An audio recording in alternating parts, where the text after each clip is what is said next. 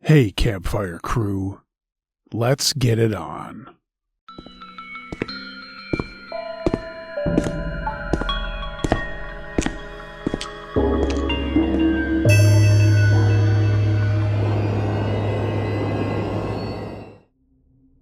My Friend Gabe by Scood.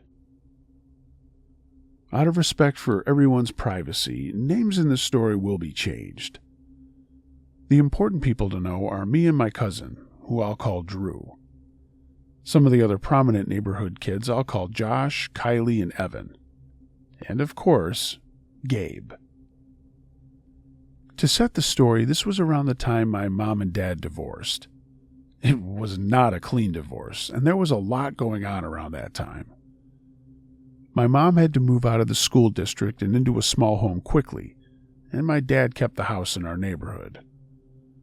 I bring that up to explain that although my two brothers decided to stay with my dad, me and my cousin, who lived with us most of his life, decided to move in with my mom.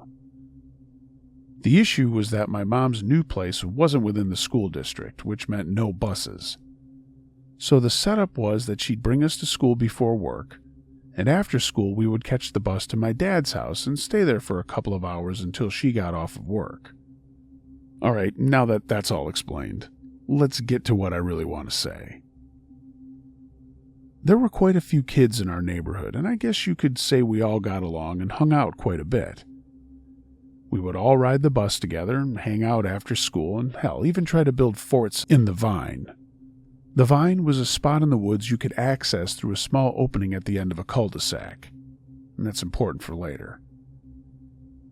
It was an everyday thing for us, until one day a new family moved into the neighborhood, and with them was their son, Gabe. He had semi-long brown hair and was skinny. We first met him on the school bus, and us being curious about a new kid in the neighborhood, we were all eager to talk to him. You'd probably think that we got some vibe off of him, or maybe something about him was creepy, but honestly, he just seemed like a regular kid. He seemed to fit in with the other kids in the neighborhood, and it became normal to see me, Josh, Kylie, Drew, Evan, and Gabe hanging out. Rather us all, or a combination of the few. After getting to know him, we learned that Gabe actually used to go to our school, but had gotten expelled after he threw a desk at a teacher, and it was only just that school year that they let him back. Back then we brushed it off as something edgy he did.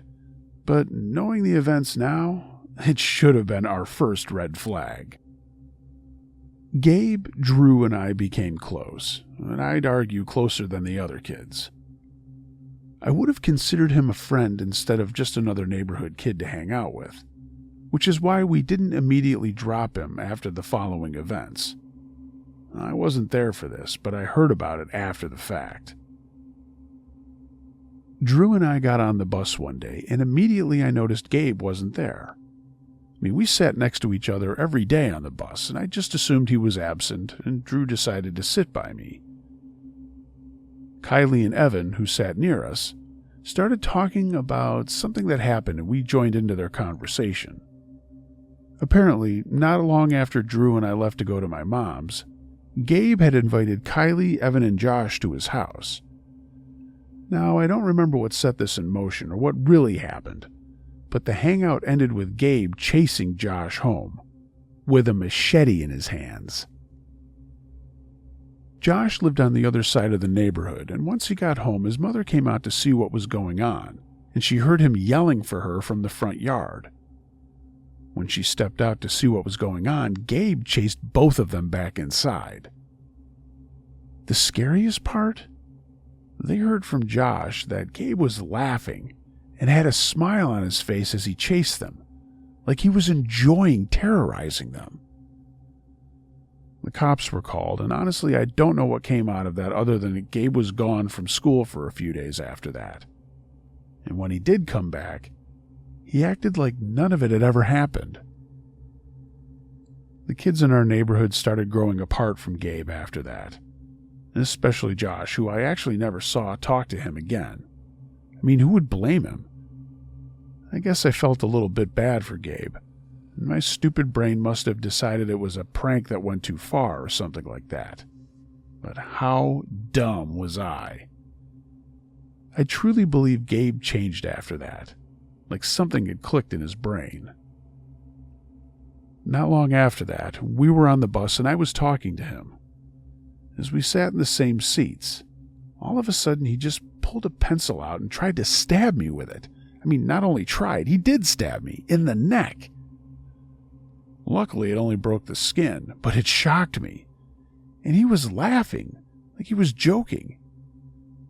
I decided to move seats, and when I got off, I felt the need to explain what happened to the bus driver. And I never should have done that. I believe to this day that one choice caused what happened next. Gabe was kicked off the bus for a couple of days.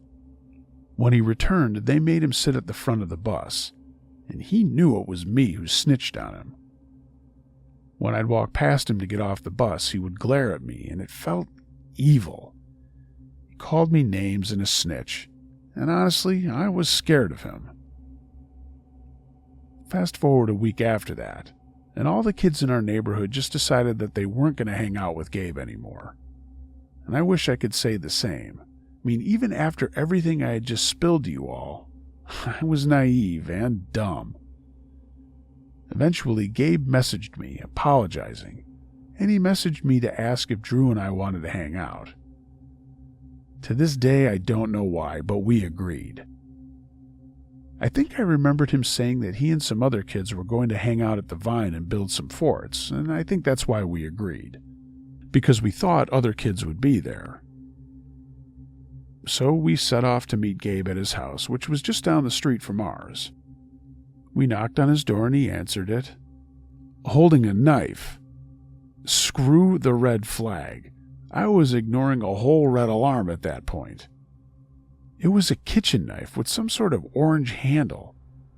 And with a smile on his face, he held his arm up and just started cutting himself. We should have just left there. I mean, why didn't we just leave? After a couple of cuts, he laughed like it was some sort of joke. And it wasn't until now that I realized that this kid was psychotic. Like something was really wrong with him. He had a couple of tools with him and told us to follow him to the Vine. And for some dumb reason, we did. I was still holding out hope that he'd be normal when all the other kids would be there. We got to the small opening to the Vine and walked in. To get to the small pond in the Vine, you had to go down a slightly steep hill and through the brush, and you'd be there. But I bet you could feel my surprise when I realized nobody else was there. I looked at Gabe, who just chuckled. "They must be late. Let's just get started," he said to us. Both Drew and I were on edge, and I knew Gabe could feel it. "Hey, go find some sticks and logs to build the fort," he told me. He pointed over towards the pond, and I obeyed and made my way over to that area. About 10 or 15 seconds after I started walking, for some reason I got this idea to turn around, and I'll never ever stop thanking God for doing just that. Gabe was there, creeping up to my cousin, who was picking up a large rock. Gabe was holding a tool that looked like a hoe in his hand, and he was raising it slowly. I shouted, "Hey!" towards them both. My cousin jolted up, and Gabe quickly lowered the hoe and looked at me in confusion. I ran over to them and said that my mom had messaged me and it was time for us to leave. That was a lie. My phone only worked on Wi-Fi at the time. I felt that Gabe knew that I saw him, so I just grabbed my cousin, who didn't for a second question me, and we quickly started leaving. At that moment, Gabe started chasing us. Drew and I booked it through the woods for a solid half a minute and got to the steep part and quickly climbed up it. I looked back and saw Gabe, with a face I can only describe as a psychopath's, chasing us. I prayed that neither of us would slip or fall, and thank God we didn't. Luckily, Gabe struggled a little bit, which gave us some time to bolt out of the entrance. We ran halfway up the street and then turned around. Gabe wasn't there. In fact, we never saw him leave the vine. We went home, and the next day we told some of the other kids what had happened. And the weirdest part is, we never saw Gabe again. Not on the bus, not at school.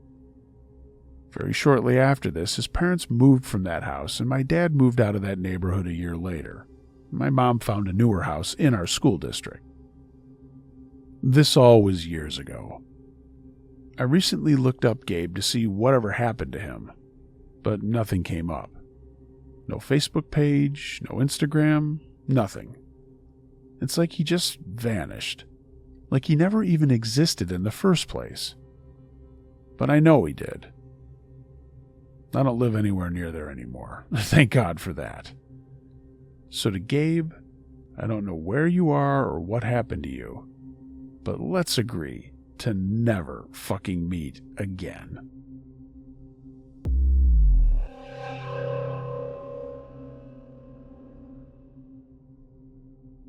Home Alone by Sayomi. This happened in the fall during my 2-week college break. My parents had left for a trip, so I, a 20-year-old female at the time, was home alone. The drinking age here is 18, so one night I went out for drinks with my friends. At one point, my American friend thought it would be a brilliant idea to hit the beach around 8 p.m. So we hung out, partied for a bit, and then it was time to go home. My American friend and her boyfriend couldn't drop me off, so my best guy friend drove me and another girl back to the house. By the time we got to my place, it was around 10 or 11. We said our goodbyes, joked around a little, and then I went inside. To give some context, my house is a tree that partially covers the backyard fence, which is visible from the front. There's a front entrance with a huge wooden door and multiple locks, and a separate open garage with another door. And that door is the one we always used. My friend waited for me to go in, and nothing seemed off. I went upstairs where there was another security gate and was greeted by my cat, who looked absolutely terrified. That was weird, because she's usually super chill. My dog? Barking like crazy, which she never does. At first I laughed it off and called my parents while sitting on the stairs, casually telling them about the pets acting weird. And that's when I heard it. Loud noises. First on the roof, then from the backyard, then right outside. Well, my hearing skills, not the best. I checked our very cheap Wi-Fi security cameras, and all that came up was network error. That's when my panic really started to sink in. I wasn't sure if I was overreacting, but with some drinks still in my system, I tried gaslighting myself. I told myself I was just imagining things. But still, I couldn't shake it off, so I messaged my friends. But that wasn't enough, so like a horror movie main character, I decided to check out things myself. I grabbed a knife from the kitchen. I took my taser, I still had my purse on me, and I carefully made my way to the backyard door. That's when I noticed the backyard camera's power cord had been cut. Now that I think about it, I should have called the police instead of acting like a main character in a horror movie. But I stepped outside, ready for anything, and immediately noticed things were missing. The backyard gate broken open. Mud everywhere. At that point, I was torn. Did I call my parents and risk losing what little freedom I had? Because if they found out, they would never leave me home alone again. Or was I going to handle this myself? Yep, you guessed it. I handled it myself. I started searching around, trying to find any sign of who had been there. But there was nothing. No one.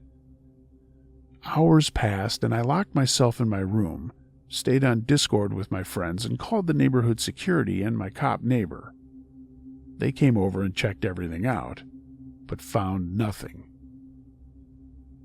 To this day, I don't know if I was just being paranoid or if someone had been watching my house, waiting for the perfect time when they realized I was the only person coming in and out, and maybe even looking to see if the lights were mostly off. I have no idea who that was. Maybe it was a neighbor. And if it was a neighbor, let's not meet again.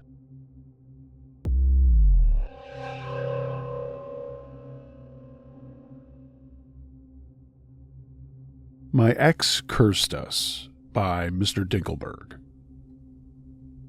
I dated this person in 2018 through 2021, and she was extremely abusive to me.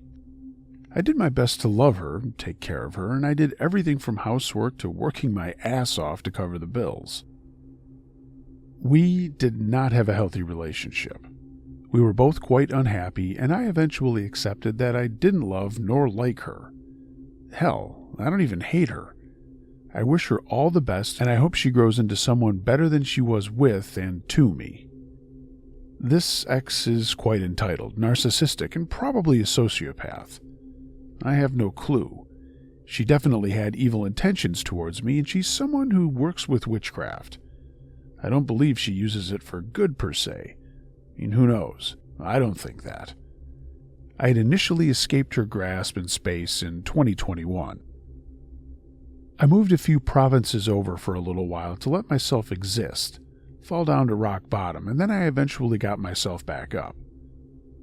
I moved back to a place I called home in 2022, and I reconnected with my middle school crush, and who I now call the love of my life. I swear, she's my other half, and I feel like we were lovers in a past life.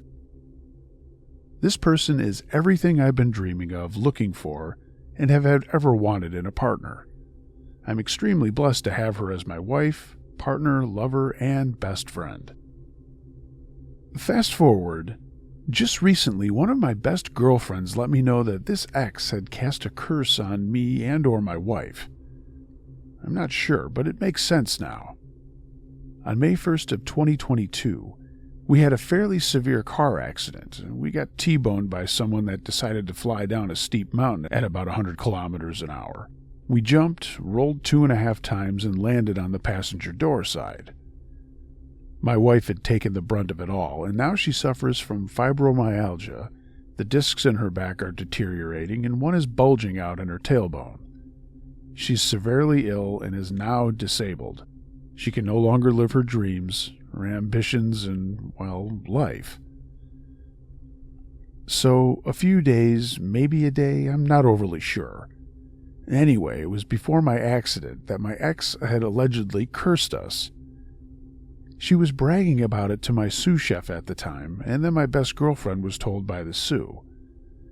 I admit, though, I wasn't shocked when I was told about this, but it does line up with the chain of events in our lives. And how can we heal this? How can we help ourselves? Like, what can we do to banish this energy? I have no idea what to do, and I've tried praying to the universe and my spirit guides. I've watched for my angel numbers, messages, and signs every day, and I'm constantly reminding myself to keep my energy as loving and as compassionate as possible. So, anyone out there, please help us out if you can. We only want to live our lives in peace, comfort, and have that contentment within this journey of life. Stones, prayers, rituals, all of it. Please, send them my way. Thanks.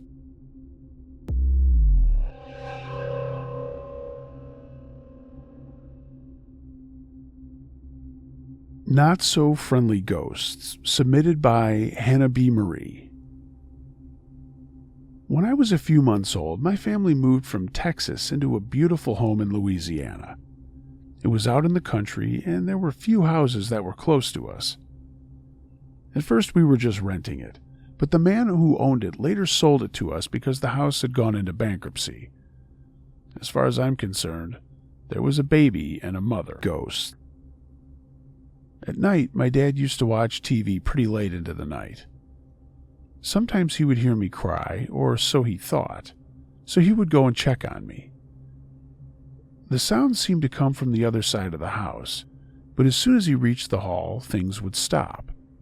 He figured I was just stopping crying, and he would come to make sure that I was okay. But when he looked closely, there were no signs that I had been crying. This happened more than once, and I was never the one crying. He would try to sneak into my room, but he would always find the same thing. Sometimes I would even be sleeping in my mom's room or not even home when he heard things. And it was always coming from one side of the house, and it was always a baby crying.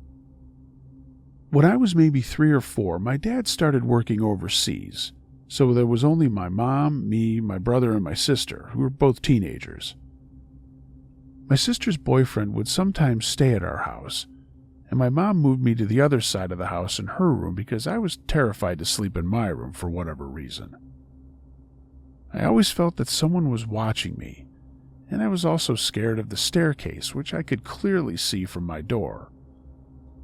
My mom would offer William to sleep in my room, but he refused too. No matter what, he would always sleep on the couch. A little later on, I found out something a little strange.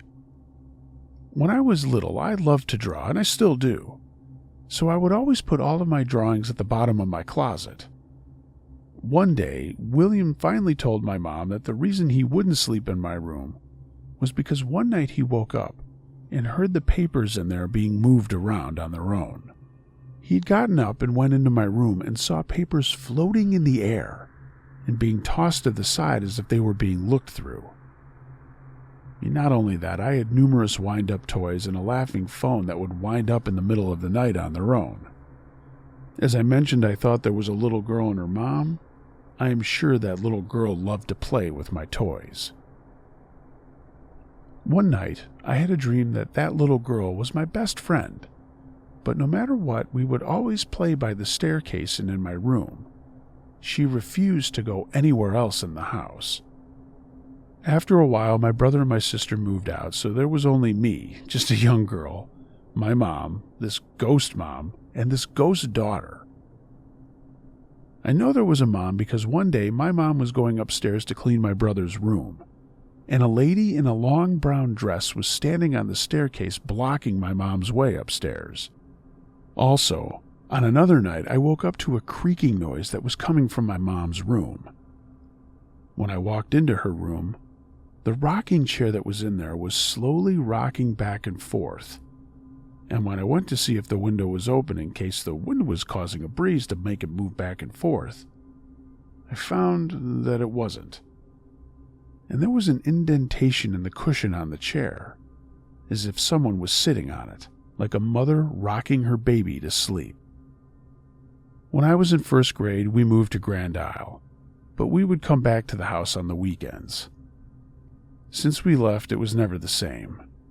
When we would come home, no matter what we did, it was cold. We even got a fireplace installed, but that didn't change the cold temperatures in the house. Sometimes we would come home and it had gotten so cold that our plates were cracked and my fish had died. And this house just had a weird feeling to it all the time. While we were in Grand Isle, I missed the house, but for some reason I couldn't stay in it when we would visit. Every time we would go, I would always go and stay at a friend's house. On another night, I had another dream. My mom and I were outside, and all of a sudden 3 men came up to us and tried to kill us. They looked Chinese or Vietnamese, and in my dream our yard was a sugarcane field. Our house is actually built on what used to be a sugarcane field. We watched as the men made a box, and it seemed very important to them. Everything was a sugarcane field except our driveway and a tree. In the dream, the 3 men killed my mom and I and buried the box next to the tree, the one on the side of our driveway. I know a tree it was in real life, but we moved before I ever thought about digging there to see if anything really would show up in real life. One day, my mom and I were talking, and all of a sudden she said that one night she had woken up to what seemed to be a horrible fight going on. It was coming from the other side of the house, yet it seemed like it was happening right in front of her.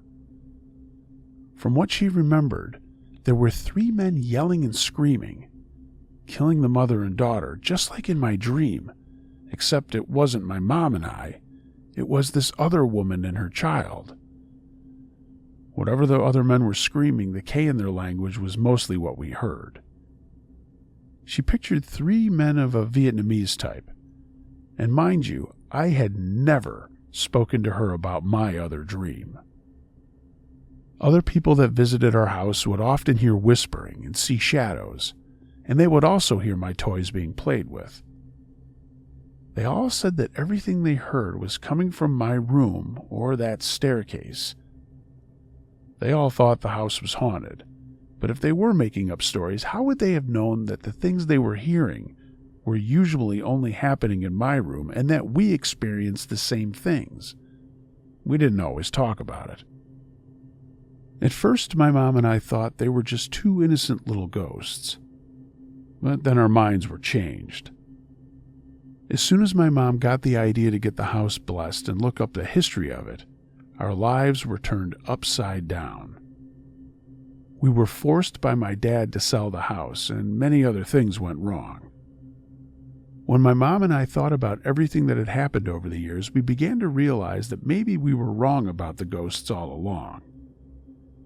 Were they ever really nice? There were always bugs and snakes in and around the house no matter what. No matter what, it was always cold, as I mentioned. Nobody ever wanted to stay overnight. They always left, refusing to stay or finding another place to crash. That was everybody except for me and my mom.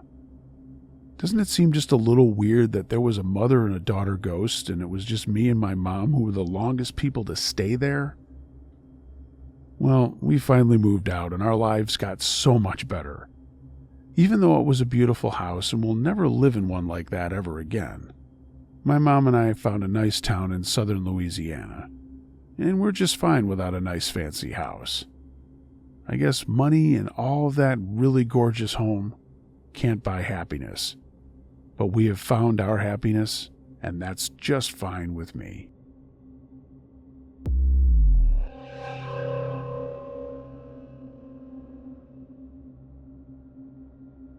Be Careful If You're on the Internet by Plushy Bean. I'm a small content creator. I don't have many followers and don't get paid much. Sometimes I'm lucky if I get a brand deal, but it's usually unpaid, and I get free things very rarely. Yet the thing about being on the internet is, well, anyone can find you if they try. And that's exactly what happened to me. It started with an old friend messaging me on Instagram. They wanted to meet up and have a few drinks, and I was over the moon to catch up with an old friend. We decided to go to a local bar, but as soon as I got there, they ghosted me. I told them I was there, and I tried calling, but I didn't hear anything back. I was alone and feeling embarrassed. I'd spent good money on Uber to get there because I don't like to drive if I've been drinking. I started scrolling through my phone, checking the weather and my email. That's when a group of women noticed I was alone and invited me to join them. However, I watch a lot of crime documentaries and grew up on Investigation Discovery Channel. I immediately had a bad feeling and decided to call another friend who lived close to the bar to join me. She was in the military and was not one to be messed with. She'd worked in security before, and I trusted my life with her. Thank God I did. She kept me safe throughout the night, and eventually the girls that wanted me to join them left and did their own thing. I thought that was that, until I got a text a few weeks later. For privacy, I'll call this person Sarah. She started to text me saying she wanted to catch up and that she got a new number. She even sent a picture of herself in the chat. Yet over time, the conversation took a turn. It started becoming more sexual, and then she texted me she wanted to hang out with me alone. Now, my friends and I are open about our sex lives, but my friend Sarah has never been. I started to get an uneasy feeling as I realized she wouldn't talk to me like this. It was even more odd that she wanted to hang out alone. For backstory, the real Sarah usually hangs out with her longtime friend Casey. Yeah, I'm protecting her name as well. And those two are inseparable. That was the first clue that I knew something was very wrong. I immediately texted Sarah on Messenger. She told me she had never gotten a new phone number, and whoever I was talking to was not her. My stomach sank. Who was I talking to? I tried calling out the person who texted me pretending to be Sarah, but they never replied. So I deleted the message and reported the conversation as spam. I was so freaked out that I didn't want to look back at it. I thought everything was over until a few months later, I got a new text message. It was someone I was an acquaintance with but wasn't super close with. I knew her boyfriend, and we'd gone to elementary school together. Yet we weren't besties by any means. She even sent a picture of herself and wanted to catch up, so I started talking to her and venting to her. But yet this person didn't sound like her. And honestly, what rang alarm bells was that she wouldn't be that friendly to me after a fallout with her boyfriend and her friends. I had left that group of friends a few days before due to some unhealthy friendship dynamics, and I didn't want to be a part of that group anymore. So something seemed off as we chatted more. She was so kind to me and kept saying she wanted to catch up and hang out alone. Then I realized I'd seen this all before. This wasn't her. This had to be the same person who had contacted me before, pretending to be someone else that I knew. I immediately blocked the number, deleted the chat out of fear, and then went about my night. Sometimes, to this day, I still do get a random "hey" text, but I know to never respond to an unknown number. That person somehow knew people I was close to and was posing as them, all so they could just try to get me to hang out with them alone. It's terrifying, and sometimes I wonder who that stranger is, but I hope to never meet them. Yet I'm grateful for that night my friend did show up to the bar, because I think that was the first time that whoever was trying to talk to me almost did get me alone. So with all that being said, if you're a content creator, be careful.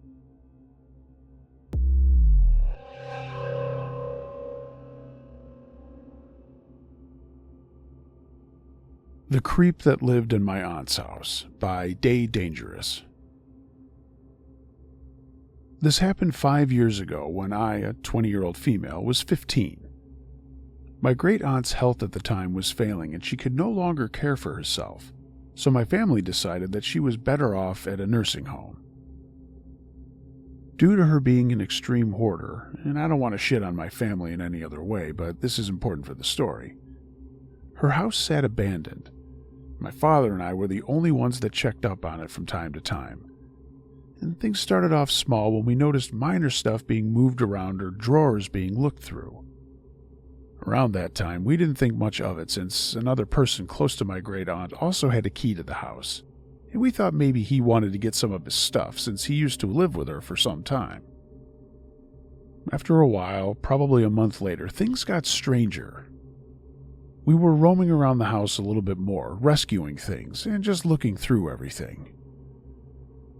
Maybe after a week or so of doing that and feeling watched every time we were there, more stuff was moved around and placed so we would notice it immediately. Like stuffed animals that used to sit on a shelf were now neatly sitting above one another on the staircase, step by step. We found dirty footprints and more drawers ripped open and the stuff inside spilled everywhere. We got very suspicious of the situation and decided to investigate more. We took late-night drives passing by the house just to check if we ever caught a flashlight or any sign of anyone being inside the house, almost every night. At that time, I started telling my friends about the situation, and as the stupid kids we were back then, we thought it would be a good adventure for us to just stay there for a night and play security with the mission, to finally catch the person that seemed almost like a ghost to us. Another important piece of information is that there was actually no way inside the house. No window open. All the doors were locked, and we and this other guy were the only ones with a key. Anyway, back to the day we decided to stay there. Me and 3 of my friends just settled into the kitchen, not noticing anything out of the ordinary, except for the normal stuff that had been going on, so we assumed that whoever was getting into the house wasn't around yet. We ordered a pizza and just talked for a while, waiting for something to happen. After a while, we decided that we would go out for a walk with my 2 dogs that I brought with me, and I made sure to definitely close and lock the door behind me. When we returned after 15 minutes, a single lamp in the last corner of the living room had been turned on. And keep in mind, the whole living room was filled with trash, so whoever had turned that lamp on had to climb over everything just to turn it on. That's when we knew the person had to be in the house. We decided to go into the kitchen and keep a low profile just to see what would happen. And after a while, one of my friends, let's call her Jane, chickened out and wanted to go home, so she went, and just 5 minutes after she'd closed the front door behind her, we heard someone walking down the wooden stairs, obviously thinking we had all left the house. We were so caught up listening to the creaking of the steps that we only realized what was actually happening when one of my dogs started barking, and the footsteps immediately stopped. There was only one wall separating us from whoever had just come walking down the stairs. And when we finally realized that, we all got so scared we ran out of the house as fast as possible. There was a door separating the staircase from the hallway that we luckily had locked as soon as we had come back from the walk, so we probably locked whoever was in there.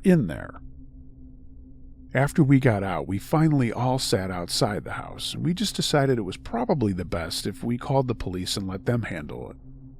As we waited, basically all holding our breaths after the shock of that situation, we suddenly heard someone in a male voice talking quietly, probably on the phone. That's when we noticed that a window was slightly open on the second story of the house. He must have opened it at one point because, like I said, no windows were ever open. We couldn't really make anything out that was being said, only something along the lines of, "been caught." After 30 long minutes of sitting there, the police finally arrived and went inside. They looked through everything but found nothing. But whoever was inside had plenty of time to simply hide somewhere. I mean, there was a room completely filled with cardboard boxes that reached under the roof. That's when things got stranger. It was like whoever it was playing mind games with us. He'd left notes in the house everywhere for us to find with weird drawn-on smiley faces and flowers saying, "Catch me," playing this alarm thing underneath the front door that would go off anytime someone entered, letting them know that someone was there, trashing the bedroom so it was beyond recognition, destroying furniture, shitting in the toilet and placing a flower on top of the shit, and all of that without ever being caught once. Our checkups became more frequent, turning from once a day to every hour. But nothing. We eventually decided to let things cool down a little, and we ignored the problem for a while, and thinking that at some point, this person would leave a basically unlivable house drowning in cat pee and trash. Right? Nope. Wrong. About 4 months after we had sort of lessened our interest into him or the house, one of my friends said that he saw some figure standing at the window behind a curtain, just staring outside, and we were just like, great, here we go again. And suddenly our interest was back. One day we all decided to turn up at the house. There were 7 of us now, and we were just ready to search that damn house from head to toe, just to find the place that the guy was hiding in, and how he was leaving and entering the house. But everything was still locked. When we first went back inside, there was leftover and rotten food in the kitchen, and a surprise for us in the living room where he had shit on a cardboard box like a fucking dog. We decided to separate. 4 of us went inside the living area, and one of my friends stayed outside. And another friend, let's call him Carl, and I went into the stable area of the house because that part had a hole in the wall that connected the place the hay was kept to the attic. But we were never able to figure out where exactly that hole in the attic was. Carl was throwing little stones at the hole that seemed to be covered with something like cardboard from the other side, just so our friends would be able to hear the sound from inside and maybe find the entrance. And all of a sudden, it knocked back and we actually saw the cardboard bending from someone hitting on it. I yelled down to my friend outside if he was able to find the damn entrance, but all I got back from her was, "No, everyone's downstairs." Shocked, Carl and I quickly made our way out of the stable and said to the others if we went to the attic right then, we would get this guy. There would be no way he could escape that quickly, and he would have to pass us on the stairs. We all ran upstairs again, but nothing was found at all. After that, we just decided that we would give up and not go there again. We also realized that it might be too dangerous. I mean, this guy never seriously did anything to us except for creeping us out. But we were wondering what he would do if we did really catch him and stood in front of him. And on top of that, our parents were also not very happy with us doing any of it. So again, months passed without anything, only sometimes driving by and seeing a faint light inside until the house was finally put on the market to be sold. Today, it's been completely emptied out and is being renovated. We never saw that guy again. So did the creep living in a completely rancid house for almost a year? Let's not meet.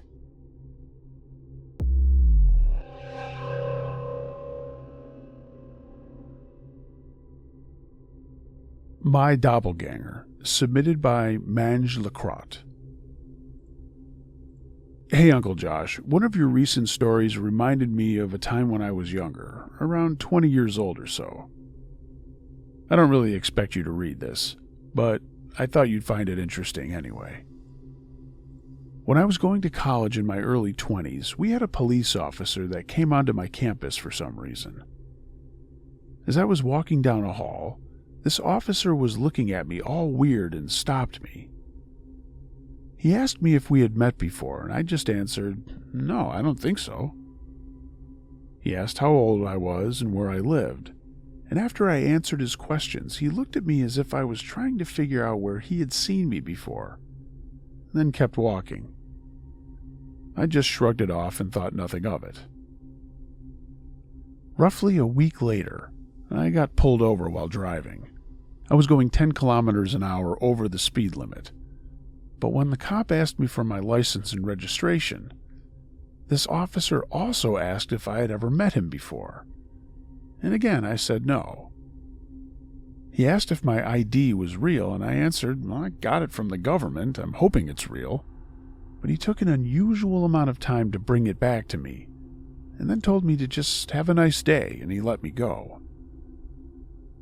I was also wondering why I was getting weird looks from some people when I went to the coffee shop later that day. A few days later, I was out cutting my parents' lawn when our neighbor came running over to my father and I with a newspaper in his hand.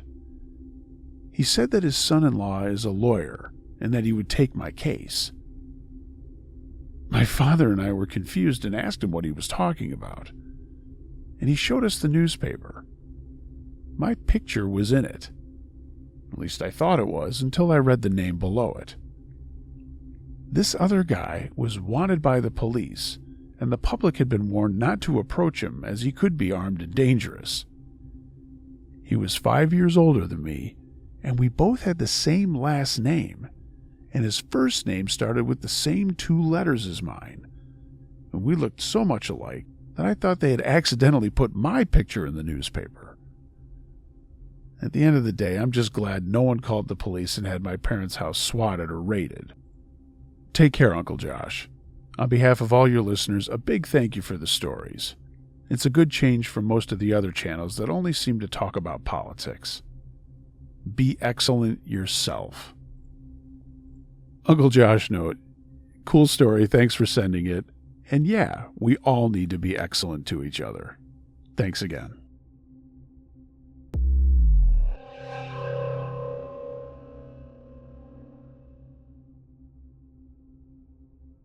This Way by Solid Scar.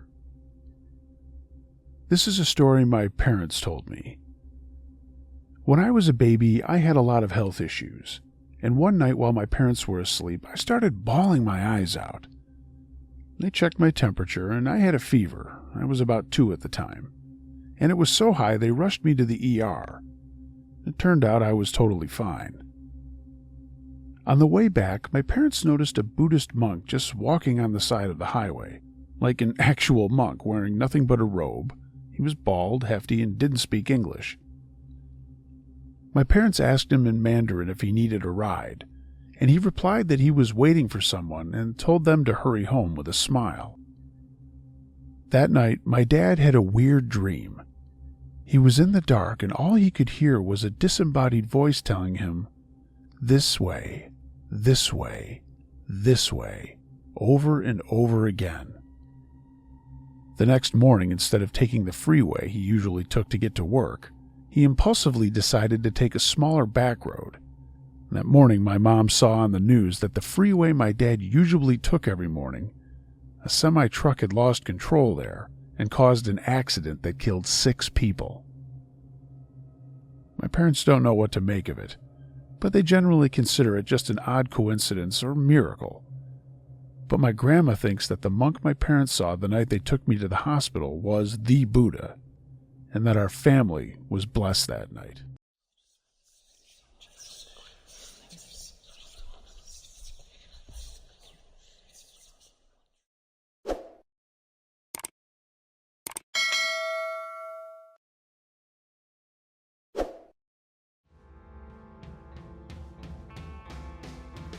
Hey gang, thanks for listening to this episode of Uncle Josh's True Scary Stories. If you have a true scary story of any nature that you'd like to hear me narrate, email it to unclejoshtruescarystories@gmail.com. I read them all.